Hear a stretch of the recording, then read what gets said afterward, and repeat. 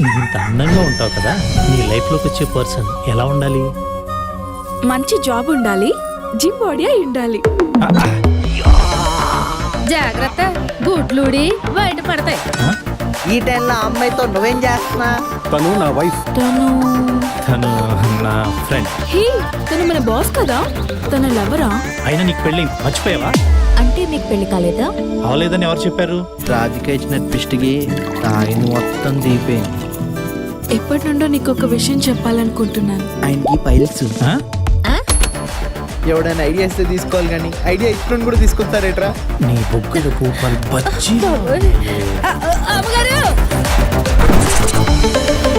మనం వేసే పెగ్గు అమ్మాయిలు ఇచ్చే హగ్గు భలే కిక్కుంటాయిరా. ఏం చేస్తున్నావురా?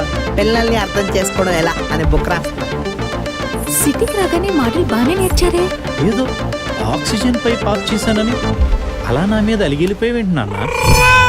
మీ ఇద్దరు బాత్రూమ్ లో ఏం చేస్తున్నారు? నీళ్ళు రాట్లే అంటే చూద్దాం అని వచ్చా.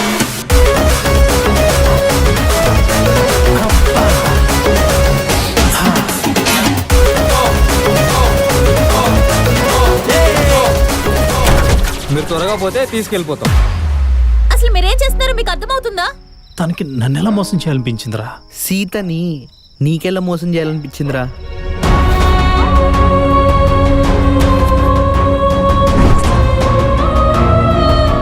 మీలాగే మాకు ఉండాలనిపిస్తుంది కదా. మీరు మమ్మల్ని నెగ్లెక్ట్ చేయడం వల్లే ఇలా వేరే వాళ్ళకి మేము దగ్గర అవుతున్నాం.